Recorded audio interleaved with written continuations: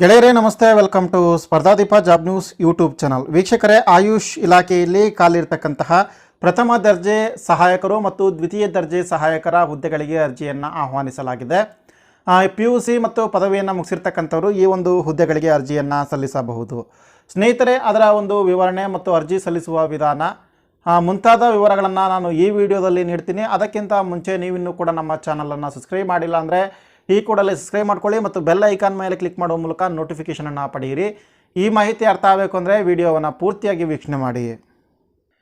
ಗೆಳೆಯರೇ, ಇದು Central Council for Research in Ayurvedic Sciences ಅಂತೇಳಿ ಗೌರ್ಮೆಂಟ್ ಆಫ್ ಇಂಡಿಯಾದ ಅಡಿಯಲ್ಲಿ ಬರ್ತಕ್ಕಂಥ ಆಯುಷ್ ಇಲಾಖೆಯಲ್ಲಿ ಈ ಒಂದು ಸಂಸ್ಥೆ ಬರುತ್ತೆ. ಇದರಲ್ಲಿ ಖಾಲಿರುವಂತಹ ಹುದ್ದೆಗಳಿಗೆ ನೋಟಿಫಿಕೇಷನನ್ನು ಹೊರಡಿಸಿರ್ತಕ್ಕಂಥದ್ದು. ಅರ್ಜಿಯನ್ನು ಸಲ್ಲಿಸುವಂತಹ ಪ್ರಾರಂಭದ ದಿನಾಂಕವನ್ನು ನೋಡೋದಾದರೆ ಇದೇ ನವೆಂಬರ್ 20ನೇ ತಾರೀಕಿಂದ ಅರ್ಜಿ ಸಲ್ಲಿಸೋದಕ್ಕೆ ಆರಂಭ ಆಗುತ್ತೆ. ಅರ್ಜಿಯನ್ನು ಸಲ್ಲಿಸೋದಕ್ಕೆ ಕೊನೆಯ ದಿನಾಂಕ ಡಿಸೆಂಬರ್ 19ರವರೆಗೆ ಇರುತ್ತೆ. ಅಂದರೆ 1 ತಿಂಗಳ ಕಾಲ ಅರ್ಜಿಯನ್ನು ಸಲ್ಲಿಸೋದಕ್ಕೆ ಅವಕಾಶವನ್ನು ಕಲ್ಪಿಸಿಕೊಡಲಾಗಿದೆ. ಇನ್ನು ಲಿಖಿತ ಪರೀಕ್ಷೆಯ ದಿನಾಂಕವನ್ನು ಇನ್ನೂ ಕೂಡ ಅನೌನ್ಸ್ ಮಾಡಿಲ್ಲ, ಅದ್ರ ಬಗ್ಗೆ ಮಾಹಿತಿಯನ್ನು ನೀಡ್ತೀವಿ ಅಂತ ಕೂಡ ಹೇಳಿದ್ದಾರೆ. ಬೇರೆ ಹುದ್ದೆ ನೋಡೋದಾದರೆ ಮೊದಲನೇದಾಗಿ ಪ್ರಥಮ ದರ್ಜೆ ಸಹಾಯಕರು ಅಂದರೆ ಅಪ್ಪರ್ ಡಿವಿಷನ್ ಕ್ಲರ್ಕ್ ಅಂತ ಕರೀತಾರೆ ಅದನ್ನು ಸೆಂಟ್ರಲ್ ಗೌರ್ಮೆಂಟಲ್ಲಿ. ಅದು ಗ್ರೂಪ್ ಸಿ ಹುದ್ದೆಗಳಾಗಿದೆ. ಇದರ ಒಂದು ಪೇ ಮೆಟ್ರಿಕ್ಸ್ ಇರತಕ್ಕಂಥದ್ದು 20,200ರವರೆಗೆ ಮತ್ತು ಪ್ಲಸ್ ಗ್ರೇಡ್ ಪೇನು ಕೂಡ ಕೊಡಲಾಗುತ್ತೆ. ಇದು 6ನೇ ವೇತನ ಆಯೋಗದಲ್ಲಿ. ಇದು 7ನೇ ವೇತನ ಆಯೋಗದಲ್ಲಿ 25,000ರವರೆಗೆ ಬೇಸಿಕ್ ಬರುತ್ತೆ. ಅದರ ಜೊತೆಗೆ DA ಮತ್ತು HRA ಕೂಡ ಸಿಗುತ್ತೆ. ಇದರಲ್ಲಿರ್ತಕ್ಕಂತಹ ಹುದ್ದೆಗಳ ಸಂಖ್ಯೆ ನೋಡೋದಾದರೆ ಅಪ್ಪರ್ ಡಿವಿಷನ್ ಕ್ಲರ್ಕ್ಗೆ 8 ಹುದ್ದೆಗಳು ಇದೆ. ಅದರಲ್ಲಿ SCಗೆ 1, STಗೆ 1, OBC ಅವರಿಗೆ 3 ಮತ್ತು ಎಕನಾಮಿಕಲ್ ವೀಕರ್ ಸೆಕ್ಷನ್ಗೆ 1, ಅಂಗವಿಕಲ ಅಭ್ಯರ್ಥಿಗಳಿಗೆ 2 ಪೋಸ್ಟನ್ನು ನೀಡಲಾಗಿದೆ. ಇನ್ನು ಲೋವರ್ ಡಿವಿಷನ್ ಕ್ಲರ್ಕ್ ಅಥವಾ ಇದನ್ನು ಸೆಕೆಂಡ್ ಡಿವಿಷನ್ ಕ್ಲರ್ಕ್ ಅಂತೇಳಿ ಕರೆಯಬಹುದು ಕನ್ನಡದಲ್ಲಿ. ದ್ವಿತೀಯ ದರ್ಜೆ ಸಹಾಯಕರು ಅಥವಾ ಕೆಳ ದರ್ಜೆ ಸಹಾಯಕರು ಅಂತ ಕರೀತಾರೆ.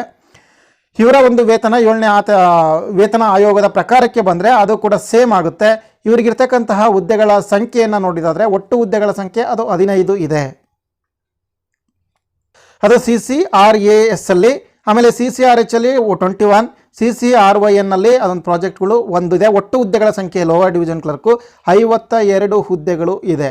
ಅದು ಅನ್ರಿಸರ್ವ್ಡ್ಗೆ 27, SCಗೆ 6, STಗೆ 3, OBC ಅವರಿಗೆ 11, EWSಗೆ 5 ಇದೆ, PWDಗೆ ಹಾರಿಜಾಂಟಲ್ ರಿಸರ್ವೇಷನಲ್ಲಿ 5 ಪೋಸ್ಟ್ ಇದೆ.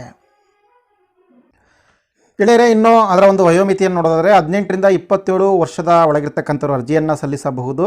ಇನ್ನು SC STಗೆ 5 ವರ್ಷ ರಿಯಾಯಿತಿ ಮತ್ತು OBC ಅವರಿಗೆ 3 ವರ್ಷ ರಿಯಾಯಿತಿಯನ್ನು ಕೊಡಲಾಗಿದೆ. ಕ್ವಾಲಿಫಿಕೇಷನ್ ನೋಡೋದಾದರೆ UDCಗೆ ಅಂದರೆ ಅಪ್ಪರ್ ಡಿವಿಷನ್ ಕ್ಲರ್ಕಿಗೆ ಯಾವುದೇ ಪದವಿಯನ್ನು ಮುಗಿಸಿರ್ತಕ್ಕಂಥವ್ರು ಅರ್ಜಿಯನ್ನು ಹಾಕಬಹುದು. LDC ಅಭ್ಯರ್ಥಿಗಳಿಗೆ PUCಯನ್ನು ಮುಗಿಸಿರ್ತಕ್ಕಂಥವರು ಅರ್ಜಿಯನ್ನು ಸಲ್ಲಿಸಬಹುದು.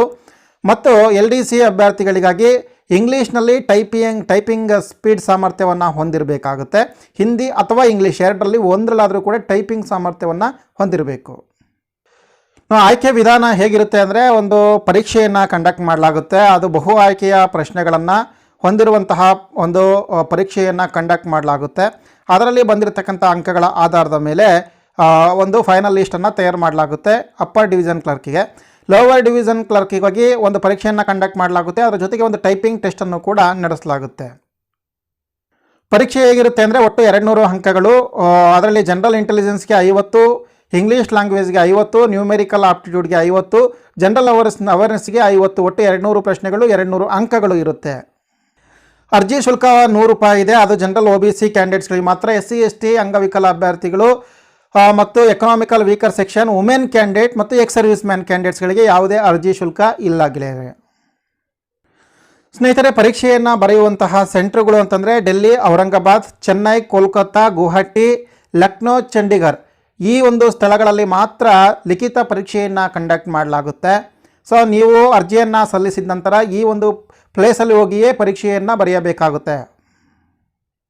ಅರ್ಜಿಯನ್ನು ಸಲ್ಲಿಸ್ತಕ್ಕಂಥವರು ಅಧಿಕೃತ ವೆಬ್ಸೈಟ್ನಲ್ಲಿ ಸಲ್ಲಿಸಬೇಕು. www.ccras.nic.in ನಲ್ಲಿ ನೀವು ಅರ್ಜಿಯನ್ನು ಸಲ್ಲಿಸಬಹುದು. ಮತ್ತು ಬೇರೆ ಬೇರೆ ಇಲಾಖೆಯಲ್ಲೂ ಕೂಡ ಕೊಟ್ಟಿದ್ದಾರೆ, ಲಿಂಕ್ ಕೂಡ ಇರುತ್ತೆ ಅಲ್ಲಿ ನೀವು ಕೊನೆಯ ದಿನಾಂಕದ ಒಳಗೆ ಅರ್ಜಿಯನ್ನು ಸಲ್ಲಿಸಬೇಕು ಮತ್ತು ಪೇಮೆಂಟನ್ನು ಕೂಡ ಆನ್ಲೈನ್ ಮುಖಾಂತರವಾಗಿ ಮಾಡಬೇಕಾಗುತ್ತೆ.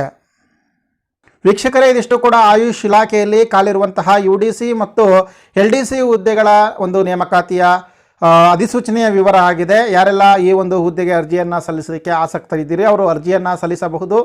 ಈ ಮಾಹಿತಿಯನ್ನು ಎಲ್ಲರಿಗೂ ಕೂಡ ಶೇರ್ ಮಾಡಿ. ಇದೇ ರೀತಿಯ ಹೊಸ ಹುದ್ದೆಗಳ ನೋಟಿಫಿಕೇಷನ್ಗೆ ನಮ್ಮ ಚಾನಲನ್ನು ಸಬ್ಸ್ಕ್ರೈಬ್ ಮಾಡ್ಕೊಳ್ಳಿ ಮತ್ತು ಬೆಲ್ ಐಕಾನ್ ಮೇಲೆ ಕ್ಲಿಕ್ ಮಾಡಿ. ಈ ವಿಡಿಯೋ ಇಷ್ಟ ಆದರೆ ಲೈಕ್ ಮಾಡಿ, ನಿಮ್ಮ ಅನಿಸಿಕೆಯನ್ನು ಕಾಮೆಂಟ್ನಲ್ಲಿ ತಿಳಿಸಬಹುದು.